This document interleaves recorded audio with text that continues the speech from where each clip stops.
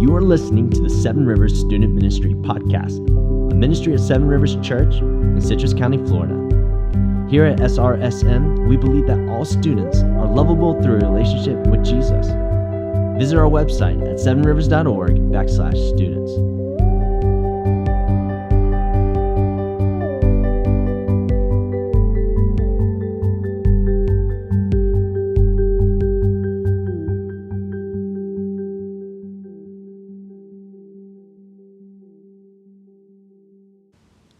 Hey guys, this is Mikey Puckett with Seven Rivers Student Ministry. You're listening to episode 7, No More Condemnation.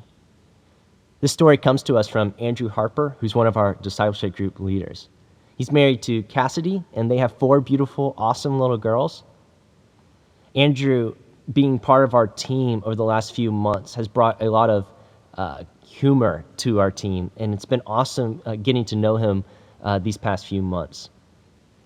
If you do know Andrew, you know that he's iconic and for his jokes. And dare I say that they're dad jokes, but they're awesome. They're incredible, and I love them.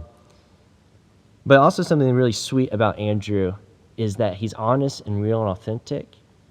He's not going to hide the truth from you. And he's going to make sure that you understand and know that he loves you no matter what. Something I really value about Andrew and his family. So he brings to us a story about how some things were hidden from him when he was growing up about Jesus. And this is a story about how he struggled to find the truth. And when he found the truth, he realized that there is no more condemnation.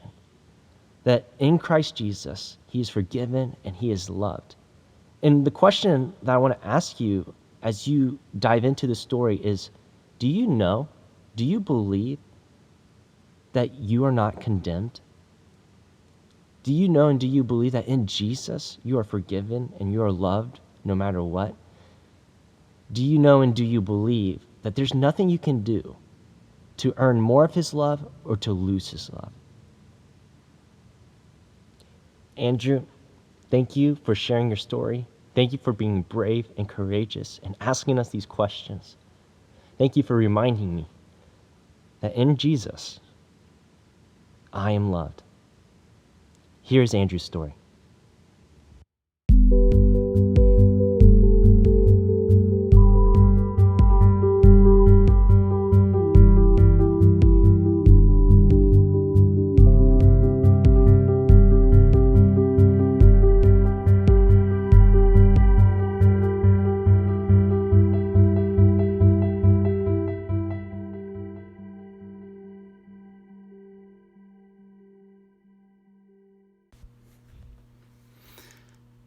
Okay.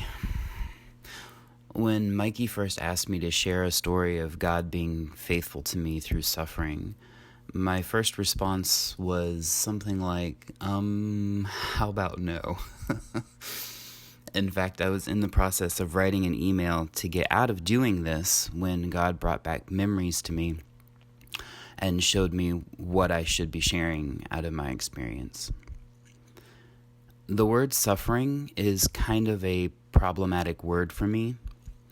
It is the kind of word that comes with a lot of baggage because of how it was misused in my life as a teenager and as a young adult. It was misused because I was raised in what I now understand was a Christian cult. Yeah, I said Christian cult. No, I didn't grow up behind stone walls surrounded by people who unthinkingly followed a human leader. Instead, what our leader did was he twisted our thinking.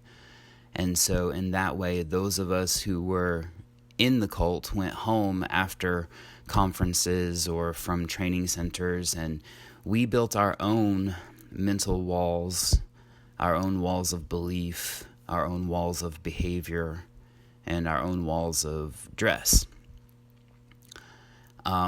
Those mental walls were more effective than any stone ones, and our beliefs made us unrelatable to people who were outside the cult. The things that we were taught, they centered around what I would call a progressive, pietistic purification. In other words, we were taught to love and worship the character of Christ instead of loving and worshiping the person of Jesus. We were taught that suffering would strip away our bad attitudes and our tendency to focus on the wrong things. Suffering, we were told, would burn away all the bad and reveal a character that more perfectly mimicked the character of Christ.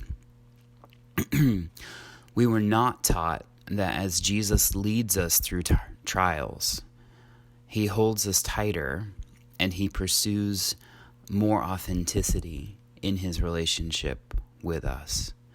We were not told that it is only through unification with Christ. It's only by sharing with him our honest thoughts and feelings and receiving from him the encouragement of his Spirit and his word that our conformity to Jesus' character happens, and that process is an organic process. I love the word or the idea that our conformity to Jesus' character happens organically.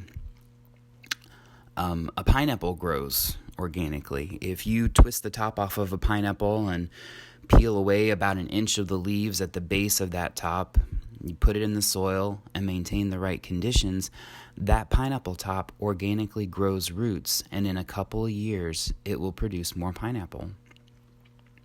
On the other hand, if you twist the top off of a pineapple and you set it there on a table and you tell it to stand upright and copy a mature pineapple plant, that pineapple top will just fall over and it'll die a rotten death from the inside out.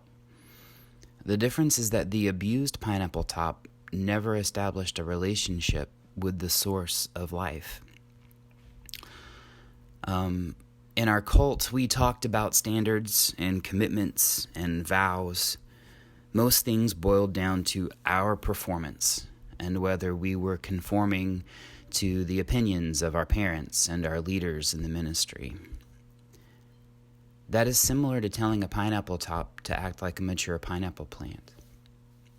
Now, Mikey asked me to share for 5 or 10 minutes, so I don't have the time here to explain in detail. But trust me when I say the things I was taught and the system I grew up under was spiritually abusive in that it taught performance and results without connecting people to the life-sustaining source of a relationship with Jesus. In fact, it was so burdensome that by the time I was about 18, the years of spiritual abuse and performance anxiety brought me to the point of a nervous breakdown. But the question is, where was God in this suffering? Was God around and faithful, even when people were actively misusing his name and misrepresenting his intent in the world? And I have to say that yes, God was there. No, I didn't always see him, but there were definitely people and circumstances which God used to speak grace, peace, and freedom into my life during those years. Granted, it was like seeing something really amazing from a long distance away and not being able to understand what I was seeing. But each of those people and circumstances were like signposts along a desert path for years, until they all came into focus and I saw that they were clearly pointing at the person of Jesus. That moment for me happened when I was reading a book called The Doctrines of Grace by James Montgomery Boyce. Through that book, Jesus graciously lined up all of the clues he had left for me along my wandering path. I remember recognizing the truth of the gospel, that Jesus is the messenger and the message, that he is the gift and the giver, and that he is the task and the performance, and he is the solution. And I cried tears of joy when I realized that Christ not only knew about me, but he knew who I was, and that he not only knew who I was, but he chose me, and that he gave me the whole package deal freely. And I have to say that yes, spiritual abuse is real, and it is very damaging, and I would not wish it on anyone.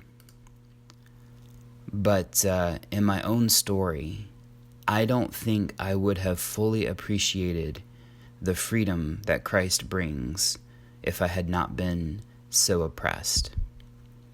And I can't think of a better way to end this off than to just quote the verse that's been on my mind for the last few days, and it's Romans 8, verse 1. There is therefore now no condemnation to those who are in Christ Jesus, who walk not after the flesh, but after the Spirit. Thank you for listening. If you would like to hear more stories and follow our devotions, you can go to www.sevenrivers.org/by life or by death. You are loved and you matter.